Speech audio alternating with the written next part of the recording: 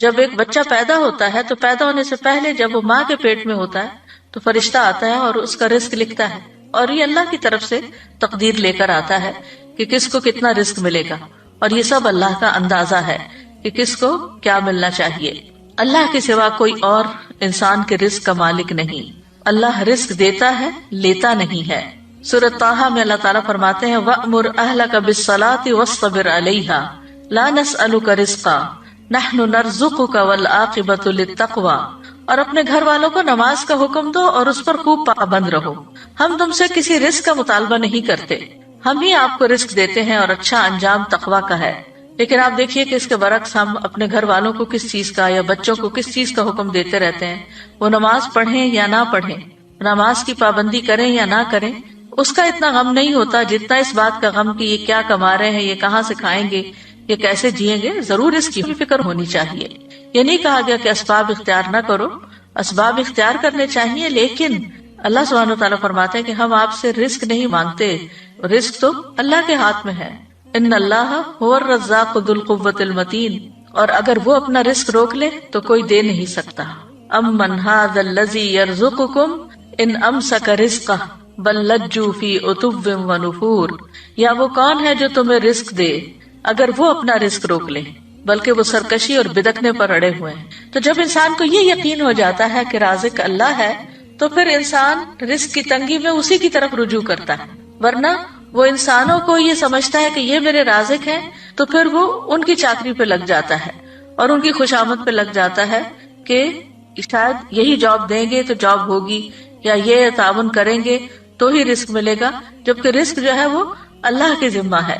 اللہ تعالیٰ فرماتے قل ارأیتم ان اصبح ماؤکم غورا فمن یأتیکم بماء معین، کہہ دو کیا تم نے دیکھا اگر تمہارا پانی گہرا چلا جائے تو کون ہے جو تمہیں بہتا ہوا پانی لا کر دے۔ یعنی رزق کے جتنے بھی سورسز ہیں وہ اللہ کے ہاتھ میں ہیں، اور بندوں کی ضرورت کے مطابق ان کو نکالتا رہتا ہے، اور پھر جس کو جیسا چاہتا ہے جتنا چاہتا ہے رزق دیتا ہے، جس کو چاہتا ہے وافر دیتا ہے، جس پہ چاہتا ہے تنگ کر دیتا ہے۔ سورۃ ذاریات میں آتا ہے ان اللہ هو الرزاق ذو القوة المتین، بے شک اللہ ہی بے حد رزق دینے والا، طاقت والا، نہایت مضبوط ہے، اور رزق کے معاملے میں کوئی بھی اللہ کو عاجز کرنے والا نہیں۔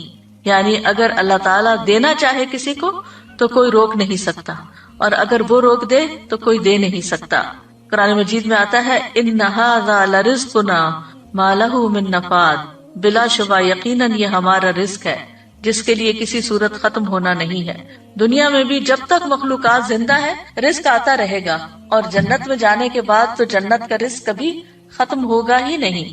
رزق کے معاملے میں یہ بھی یاد رہے کہ اللہ سبحانہ تعالیٰ اپنے نافرمانوں کو بھی رزق دیتا ہے، یعنی اگرچہ تقویٰ سے اور توکل سے یعنی کہ رزق کی کنجیاں ہیں کئی ایک، لیکن جو نافرمانی کرتے ہیں دنیا کی اس محدود زندگی میں، چونکہ وہ اللہ کی مخلوق ہے، اللہ نے ان کو پیدا کیا ہے، تو اللہ تعالیٰ ان کو رزق بھی عطا کرتا ہے، ان کی نافرمانیوں کے باوجود بھی انہیں رزق دیتا ہے۔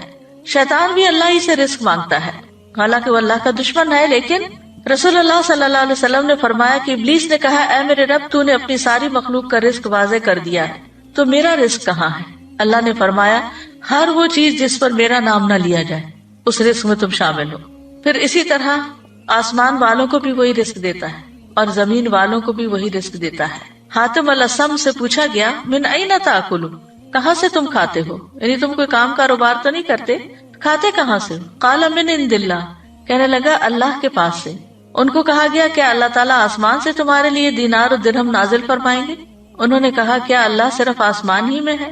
یہ زمین بھی اسی کی ہے اور یہ آسمان بھی اسی کا ہے، اگر وہ میرا رزق آسمان سے نہ دے گا تو زمین سے چلا کر میرے پاس لے آئے گا۔ وہ کہتے ہیں نا تمہارا آسمان سے اترے گا، بات یہ ہے کہ وہ زمین سے بھی لے آئے گا۔ پھر انہوں نے یہ شعر پڑھے وَكَيْفَ أَخَافُ الْفَقْرَ وَاللَّهُ رَازِقِي، میں فقر سے کیوں ڈروں جبکہ اللہ میرا رازق ہے۔ وَرَازِقُ هَذَا الْخَلْقِ فِي الْعُسْرِ وَالْيُسْرِ، تنگی اور آسانی میں اس مخلوق کا رازق وہی ہے۔ تکفل بالارزاق للخلق كلهم، اس نے ساری مخلوقات کے رزق کا ذمہ لے رکھا ہے۔ وما من دابۃ الا علی اللہ رزقها وللضب فی البیداء والحوت فی البحر، وہ گوہ کو صحرا میں رزق دیتا ہے اور مچھلی کو سمندر میں رزق دیتا ہے۔ اور پھر ہم دیکھیں کہ ہر مخلوق کی رزق کی ضرورت مختلف ہے، انسانوں میں سے بھی مختلف علاقوں کے رہنے والے لوگ مختلف طرح کی چیزیں کھاتے ہیں. اسی طرح پانی میں رہنے والے جانوروں کا رزق اور طرح ہے، خشکی والوں کا اور طرح، پرندوں کا اور طرح ہے، جنگلی جانوروں کا اور طرح ہے. پھر لوگوں کے ہاں پسند ناپسند بھی ہے، پھر ان کی ٹیسٹ کا بھی فرق ہے، کوئی مرچیں کھاتا ہے کوئی نہیں کھاتا. تو اسی کے مطابق اللہ سبحانہ وتعالیٰ نے اتنی ورائٹی پیدا کر دی ہے.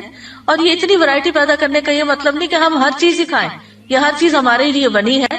ہر ایک کی ضرورت کے مطابق اللہ تعالیٰ نے تقسیم کر رکھا ہے. کچھ لوگ کچھ چیزوں کو بالکل بھی نہیں کھا سکتے. ہم کہتے ہیں الرجی ہے، ٹھیک ہے الرجی ہوتی ہے، لیکن اصل میں تو پیچھے اللہ ہی کا اذن ہوتا ہے. وہ جس کو چاہے دے اور جس سے چاہے روک دے، جس کو چاہے وہ چیز کھانے دے اور جس سے چاہے وہ نہ کھانے دے. اور پھر اللہ وہاں سے رزق دیتا ہے جہاں سے بندہ گمان بھی نہیں کر سکتا. وَيَرْزُقْهُ مِنْ حَيْثُ لَا يَحْتَسِبُ وَمَن يَتَوَكَّلْ عَلَى اللَّهِ فَهُوَ حَسْبُهُ إِنَّ اللَّهَ بَالِغُ أَمْرِهِ قَدْ جَعَلَ اللَّهُ لِكُلِّ شَيْءٍ قَدْرًا. اور اسے رزق دے گا جہاں سے وہ گمان نہیں کرتا، اور جو کوئی اللہ پر بھروسہ کرے تو وہ اسے کافی ہو جاتا ہے. بے شک اللہ اپنا کام پورا کر کے رہتا ہے. یقیناً اللہ نے ہر چیز کے لیے ایک اندازہ مقرر کیا ہے. اصل میں ہم جلد باز ہیں، ہم چاہتے ہیں کہ ہمارا کام وقت سے پہلے ہی ہو جائے. پھر مرنے کے بعد بھی اپنے بندوں کو وہی رزق دیتا ہے. خاص طور پر شہید جو ہیں ان کو مرنے کے بعد بھی رزق ملتا ہے. نبی صلی اللہ علیہ وسلم نے فرمایا جب تمہارے بھائی احد میں شہید کر دیے گئے تھے تو اللہ نے ان کی روحوں کو سبز رنگ کے پرندوں کے پیٹوں میں کر دیا جو جنت کی نہروں پہ آتے ہیں، وہاں کے پھل کھاتے ہیں، پھر سونے کی قندیلوں میں لوٹ جاتے ہیں جو عرش کے سائے میں لٹک رہی. یعنی ان کی روحوں کو اتنے اعلیٰ مقام پہ اللہ نے رکھا ہے. جب انہوں نے وہاں کے کھانے پینے اور آرام اور راحت کے مزے دیکھے تو کہا کون ہے جو ہمارا یہ پیغام ہمارے بھائیوں تک پہنچا دے کہ ہم جنت میں زندہ ہیں، ہمیں رزق دیا جاتا ہے، تاکہ وہ جہاد سے بے رغبت نہ ہو جائیں اور لڑائی میں بزدلی نہ دکھائیں. اللہ سبحانہ وتعالیٰ نے فرمایا میں تمہارا یہ پیغام ان تک پہنچا دوں گا. چنانچہ اللہ نے یہ آیت نازل کی وَلَا تَحْسَبَنَّ الَّذِينَ قُتِلُوا فِي سَبِيلِ اللَّهِ أَمْوَاتًا بَلْ أَحْيَاءٌ عِندَ رَبِّهِمْ يُرْزَقُونَ. وہ لوگ جو اللہ کی راہ میں قتل ہوئے ان کے بارے میں یہ ہرگز خیال نہ کیجیے کہ وہ مردہ ہیں، بلکہ وہ زندہ ہیں، اپنے رب کے پاس رزق دیے جاتے ہیں. اور پھر ایک اور جگہ پر بھی اللہ تعالیٰ نے ایسے لوگوں کے لیے رزقا حسنا کی خوشخبری دی. والذین ہاجروا فی سبیل اللہ ثم قتلوا او ماتوا لیرزقنہم اللہ رزقا حسنا وان اللہ لہو خیر الرازقین. اور جن لوگوں نے اللہ کے راستے میں وطن چھوڑا پھر قتل کر دیے گئے یا مر گئے، یقیناً اللہ انہیں ضرور رزق دے گا، اچھا رزق، رزقا حسنا. اور بے شک اللہ یقیناً سب رزق دینے والوں میں سے بہترین ہے. رزق کے کم یا زیادہ ہونے میں اللہ کی حکمتیں ہوتی. یاد رکھیے وافر رزق کا ملنا اللہ کی رضامندی کی علامت نہیں. جب کسی کے پاس بہت آ جاتا ہے تو عموماً وہ اس خوش فہمی کا شکار ہو جاتا ہے کہ اللہ مجھ سے بہت راضی ہے. کبھی اللہ تعالیٰ گمراہ اور جاہل لوگوں کے رزق میں بہت اضافہ کر دیتا ہے، ان پر دنیا وسیع کر دیتا ہے، اور کبھی اہل ایمان پر رزق تنگ کر دیتا ہے. تو یہ نہیں سمجھا جانا چاہیے کہ جو کچھ ہمیں ملا ہے یہ زیادہ ملا ہے، یہ اللہ کی محبت یا چنے ہوئے ہونے کی دلیل ہے. اللہ دنیا اس کو بھی دیتا ہے جس سے وہ محبت کرتا ہے، اور اس کو بھی دیتا ہے جس سے وہ محبت نہیں کرتا، مگر ایمان صرف اس کو عطا کرتا ہے جس سے وہ محبت کرتا ہے. رزق کا گھٹنا بڑھنا جو ہے یہ اللہ کی طرف سے ایک امتحان ہے. جیسے اور بہت سی چیزوں میں امتحان ہے تو رزق کے معاملے میں بھی ایک امتحان ہے. فَأَمَّا الْإِنسَانُ إِذَا مَا ابْتَلَاهُ رَبُّهُ فَأَكْرَمَهُ وَنَعَّمَهُ فَيَقُولُ رَبِّي أَكْرَمَنِ وَأَمَّا إِذَا مَا ابْتَلَاهُ فَقَدَرَ عَلَيْهِ رِزْقَهُ فَيَقُولُ رَبِّي أَهَانَنِ. بس لیکن انسان جب اس کا رب اسے آزمائے پھر اسے عزت بخشے اور اسے نعمت دے تو کہتا ہے میرے رب نے مجھے عزت بخشی.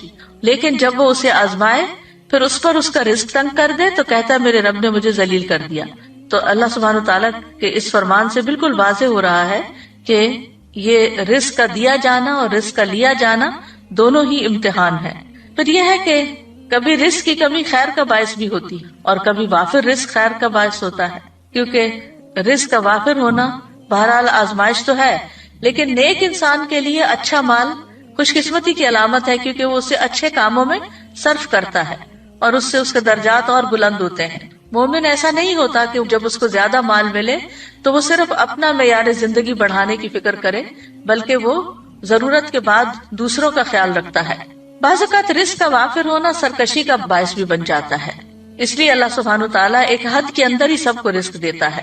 وَلَوْ بَسَطَ اللَّهُ الرِّزْقَ لِعِبَادِهِ لَبَغَوْا فِي الْأَرْضِ وَلَكِنْ يُنَزِّلُ بِقَدَرٍ مَا يَشَاءُ إِنَّهُ بِعِبَادِهِ خَبِيرٌ بَصِيرٌ۔ اور اگر اللہ اپنے بندوں کے لیے رزق فراخ کر دیتا تو یقیناً وہ زمین میں سرکش ہو جاتے، لیکن وہ ایک اندازے کے ساتھ اتارتا ہے جتنا وہ چاہتا ہے،